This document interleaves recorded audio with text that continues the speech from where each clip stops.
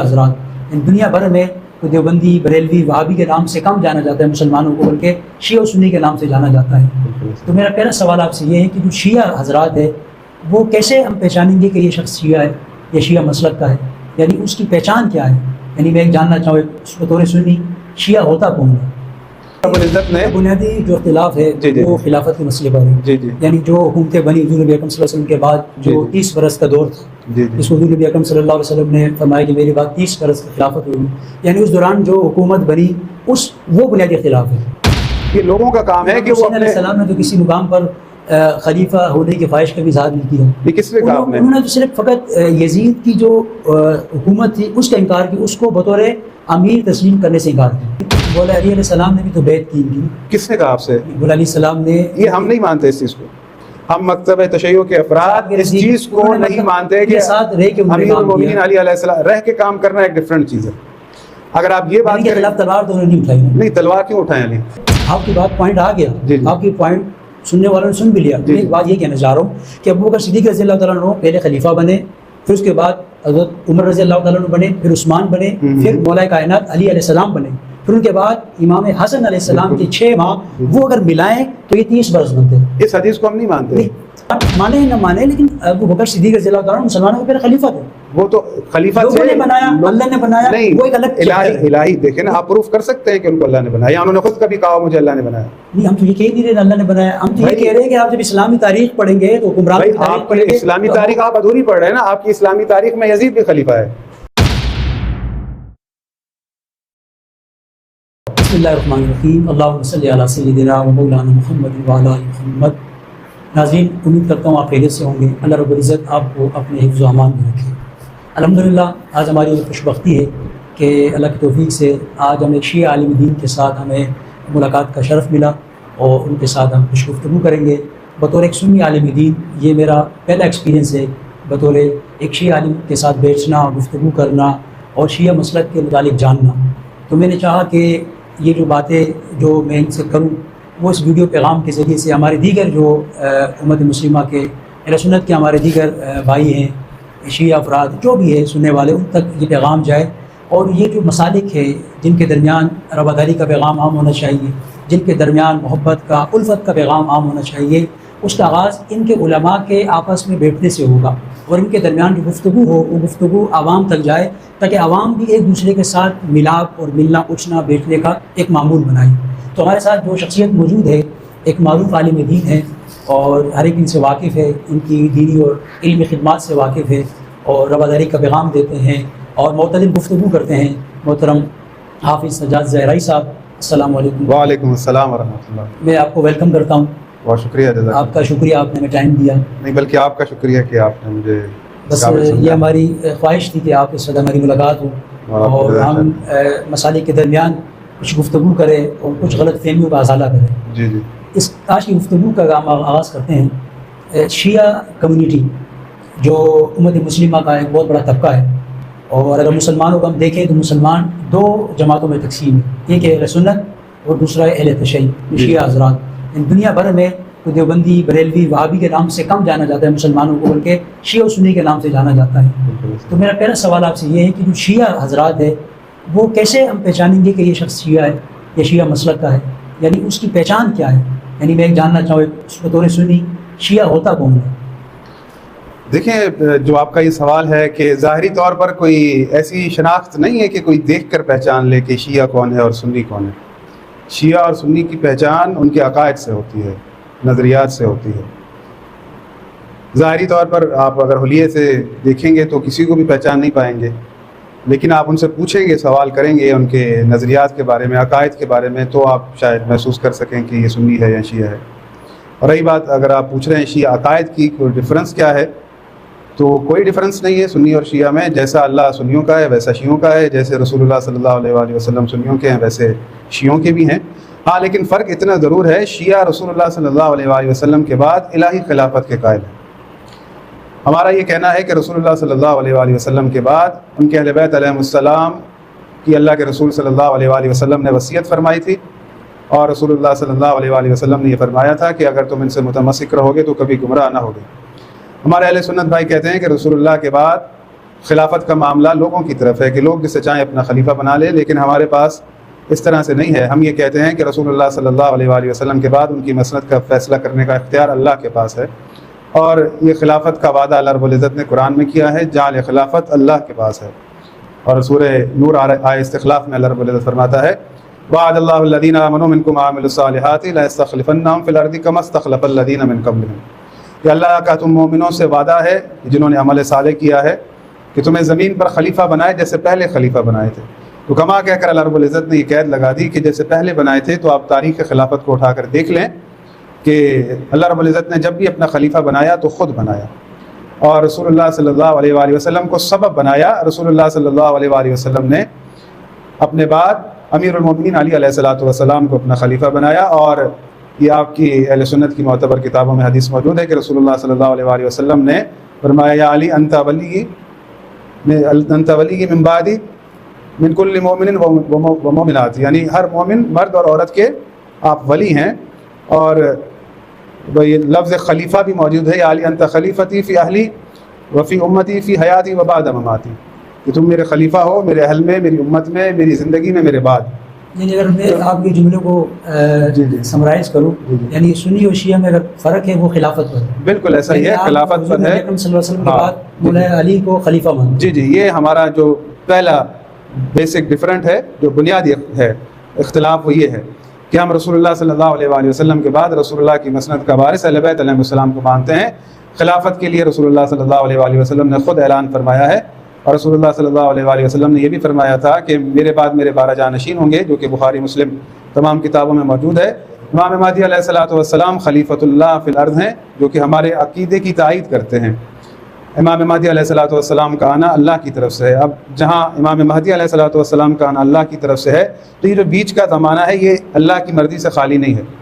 اللہ رب العزت نے رسول اللہ صلی اللہ علیہ وآلہ وسلم کے فوراً بعد بھی اس سلسلے کو اسی طرح سے رکھا تھا۔ یہ ممکن تو نہیں ہے کہ رسول اللہ صلی اللہ علیہ وآلہ وسلم کو آخری زمانے کے لوگوں کی فکر ہو، انہیں بتائیں کہ تمہارے امام کا نام کیا ہے۔ تو یہ ساری جتنی بھی خبریں ہیں رسول اللہ صلی اللہ علیہ وآلہ وسلم کے ذریعے سے آئی ہیں، کہ رسول اللہ صلی اللہ علیہ وآلہ وسلم نے خود بتایا تھا کہ آخری زمانے کے لوگوں کے امام مہدی ہیں، اور وہ کیا کیا کریں گے یہ بھی رسول اللہ نے بتایا تھا۔ آپ تمام ساری باتیں جانتے ہیں کہ پوری دنیا میں ایک دین کو نافذ کریں گے، ساری دنیا میں ایک دین نافذ ہوگا، پوری دنیا کو اسلام کے رنگ میں رنگ دیں گے، تمام اختلافات ختم کر دیں گے۔ تو یہ باتیں ساری رسول اللہ نے بتائی تھی، اور یہ بھی بتایا تھا کہ آخری زمانے کے لوگوں کے امام مہدی علیہ الصلوۃ والسلام۔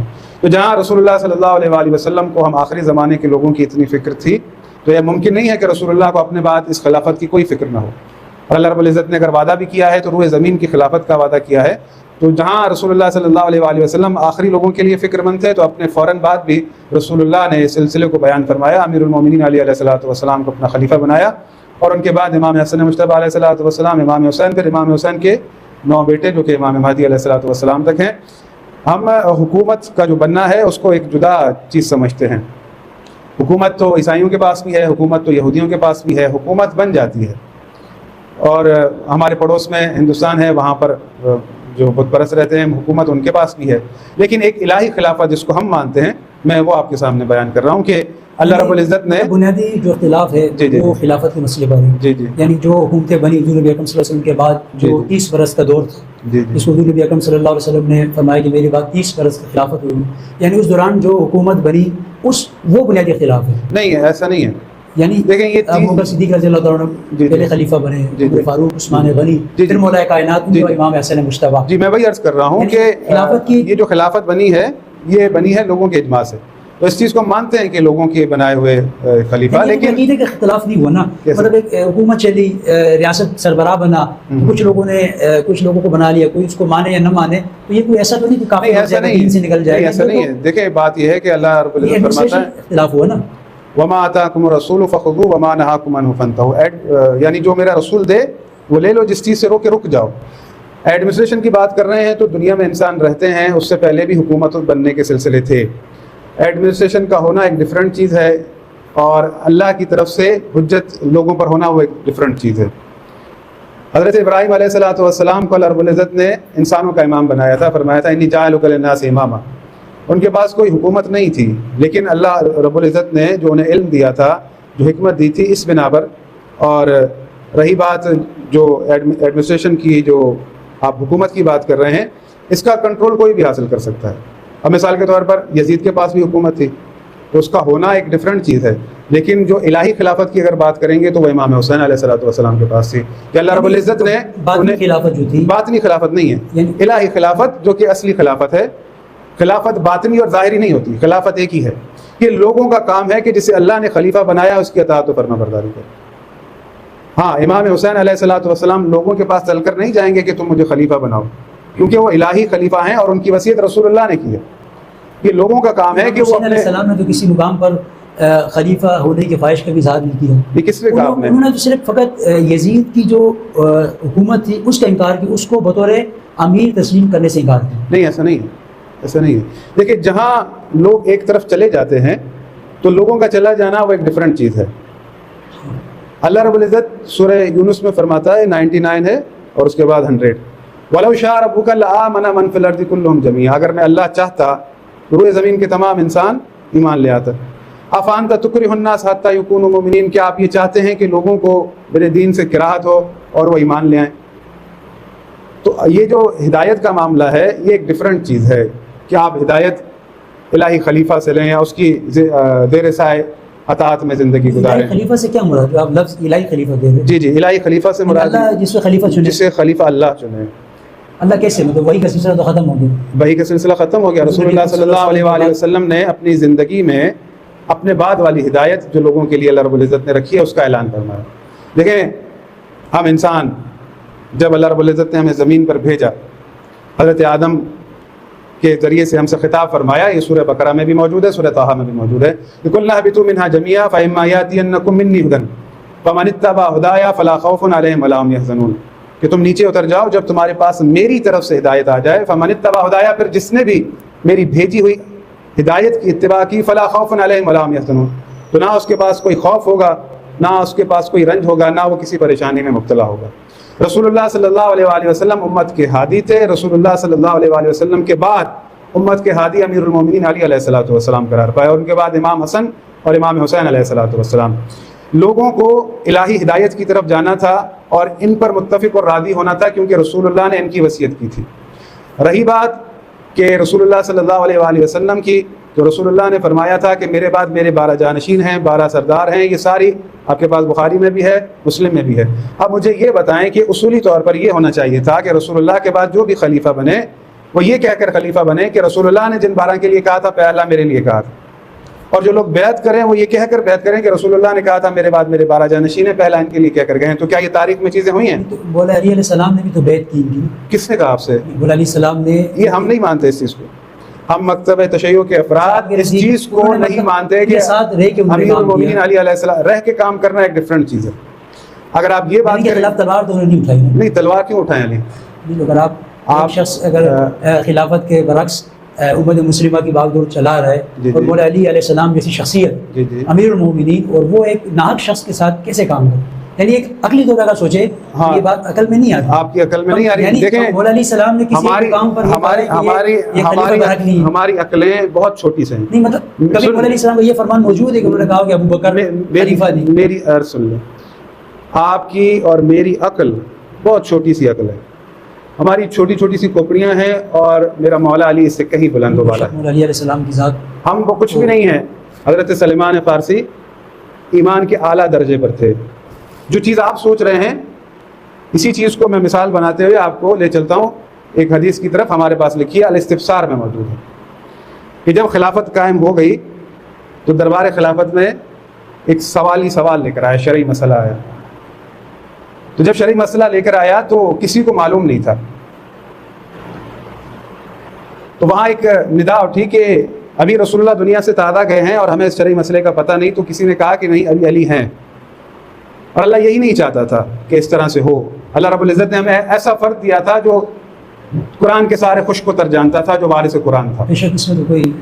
اب یہ جو بات اٹھی کہ علی سے پوچھا جائے، تو جب لوگ چلے ہیں امیر المومنین سے پوچھنے کے لیے ان کے گھر کی طرف، تو حضرت سلمان فارسی بھی وہی سوچ رہے تھے جو آپ سوچ رہے ہیں. وہ ایمان کے اعلیٰ درجے پر تھے، ہم ان کے پیروں کی خاک ہیں. وہ یہی سوچ رہے تھے کہ یہ لوگ جائیں گے مولا علی کے پاس اور مولا علی نہیں بتائیں گے جو چیز آپ سوچ رہے ہیں. لیکن جب وہ مولا علی کے آئے گھر کے طرف اور دروازے پر دستک دی، جب مولا باہر آئے تو مولا سے انہوں نے شرعی مسئلہ پوچھا تو مولا علی نے فوراً بتا دیا. جب وہ شرعی مسئلہ پوچھ کر لوٹے تو حضرت سلمان آئے, کہا مولا یہ کیوں آپ نے سوال کا جواب دیا؟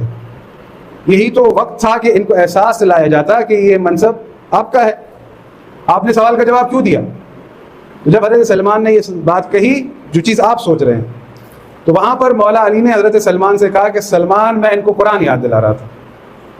کیا یاد دلا رہا تھا؟ قرآن یاد دلا رہا تھا. یہ بات کہہ کر انہوں نے سورہ یونس کی آیت نمبر 35 کی تلاوت کی. افمن یہدی الی الحق احق ان یتبع اما لا یہدی الا ان یہدی فما لکم کیف تحکمون. حق یہ ہے کہ جو حق کی ہدایت کرے پیروی اس کی کرو, نہ کہ اس کی پیروی کرو جو خود محتاج ہدایت. فما لکم کیف تحکمون, تم یہ کیسی قضاوت کرتے ہو؟ یہ بات کہہ کر مولا نے کہا سلمان ان کو اللہ کی اتنی سی بات سمجھ نہیں آتی. علی کیوں کہیں کہ لوگوں سے کہ میں خلیفہ ہوں؟ علی تو کہہ رہے ہیں کہ اللہ نے تم سے کیا چاہا ہے, رسول اللہ نے تم سے کیا چاہا ہے. مولا علی دیکھیں, مولا علی کا یہ فرمان ہے, مولا علی کا فرمان ہے کہ حکومت میرے لیے ایسے ہے جیسے بیمار بکری کے ناک سے بہنے والی رطوبت سے بھی کم تر, ذلیل تر, حقیر تر. امیر المومنین علی علیہ الصلوۃ والسلام الہی خلیفہ ہیں. اللہ رب العزت نے کبھی بھی خود کو جبرن نہیں منوایا, نہ اپنی ہدایت کو اللہ رب العزت جبرن منواتا ہے. اللہ رب العزت راہ دکھاتا ہے, انا ہدیناہ السبیل اما شاکرا و اما کفورا. یہ ہدایت کا رستہ ہے, اسے اپناتے ہوئے جو چاہے اللہ کی سبیل پر چل پڑے اور اس کا انکار کر کے جو چاہے کافر بن جائے. اللہ رب العزت نے یہ آیت بھیج کر ہر چیز کو واضح روشن کر دیا قیامت تک. آج بھی آیت موجود ہے سورہ نساء کے اندر. اللہ رب العزت فرماتا ہے کہ وَمَن يُشَاقِقِ الرَّسُولَ مِن بَعْدِ مَا تَبَيَّنَ لَهُ الْهُدَىٰ وَيَتَّبِعْ غَيْرَ سَبِيلِ الْمُؤْمِنِينَ نُوَلِّهِ مَا تَوَلَّىٰ وَنُصْلِهِ جَهَنَّمَ وَسَاءَتْ مَصِيرًا. جو بھی سیدھا رستہ معلوم ہونے کے بعد, حق بات معلوم ہونے کے بعد میرے رسول کی مخالفت کرے گا, وَيَتَّبِعْ غَيْرَ سَبِيلِ الْمُؤْمِنِينَ, اور سبیل مومنین کو چھوڑ کر کسی اور سبیل پر چلے گا, تو جس راہ پر وہ چلے گا میں چلنے دوں گا اور روز محشر اسے جہنم میں ڈال دوں گا. اسے کمپلیٹ کرنے دیں, ایک منٹ میری بات سن لیں. اللہ کہہ رہا ہے جسے حق بات پتہ چل چکی, پیغام مل چکا, روشن بات پہنچ چکی, پھر بھی وہ میرے رسول کی مخالفت کرے گا تو جس راہ پر وہ چلے گا میں چلنے دوں گا. جس طرح رسول اللہ کی مخالفت حرام ہے, اسی طرح سے سبیل مومنین کی مخالفت بھی حرام ہے. اب بطور مومن مجھے تو سبیل مومن پر چلنا ہے. اب کیا میرا چلنا سبیل مومنین بنے گا؟ نہیں. تو یہ جو سبیل مومنین ہے یہ در حقیقت راہ خلافت الہیہ ہے. اس سبیل کا کوئی امیر ہے کہ جو یہ چلے تو سبیل مومنین قرار پائے. یہ واحد اگر کوئی ہستی ہو سکتی ہے رسول اللہ کے بعد تو وہ امیر المومنین علی علیہ الصلوۃ والسلام ہے. اور ہمارے پاس اس کی تفسیر موجود ہے کہ پوچھا گیا کہ سبیل مومنین سے مراد کیا ہے, تو امام جعفر صادق علیہ الصلوۃ والسلام نے جواب دیا کہ سبیل مومنین سے مراد ہم رسول اللہ کے 12 اوصیاء ہیں. جہاں ہم چلیں جو ہمارا دین ہے وہی سبیل مومنین ہے. اس سے ہٹ کر اگر کوئی کسی اور راستے پر چلے گا تو اللہ اس کی راہ نہیں روکے گا. علامہ صاحب آپ کا پوائنٹ آ گیا اور میں سمجھ بھی گیا. یعنی آپ کہہ رہے ہیں کہ حضور نبی اکرم صلی اللہ علیہ وسلم کے بعد خلیفۃ المومنین مولا کائنات مولا علی علیہ السلام کو ہونا چاہیے تھا. نہیں چاہیے تھا, ہیں ان کو اللہ نے بنایا تھا, رسول اللہ نے وصیت کی تھی. میں نے آپ کو پہلے حدیث سنا دی. پوائنٹ آ گیا, لیکن آپ کہہ رہے تھے کہ جو ابوبکر صدیق رضی اللہ تعالیٰ عنہ کے دوران خلافت تھا, حکومت تو بظاہر انہوں نے کی نا, اس سے انکار نہیں ہے. اگر کوئی بندہ اسلام کی پڑھے گا تو وہ یہی پڑھے گا کہ حضور نبی اکرم صلی اللہ علیہ وسلم کے بعد مسلمانوں کی جو ایک ہے آپ کا ماننا, آپ کہہ رہے ہیں کہ خلیفہ وہ تھے. نہیں, خلیفہ ان کو لوگوں نے بنایا تھا نا, وہ تو جو آپ کا عقیدہ ہے وہی ہمارا عقیدہ ہے. یہی تو میں کہہ رہا ہوں کہ اگر آپ ہم لکھیں گے, تاریخ بیان کریں گے تو پہلے خلیفہ ابوبکر صدیق رضی اللہ تعالیٰ عنہ. وہ آپ لکھتے رہے, میں وہ نہیں کہہ رہا. میں آپ کی بات کی انکار نہیں کر رہا, ہم الہی خلافت کو ماننے والے ہیں.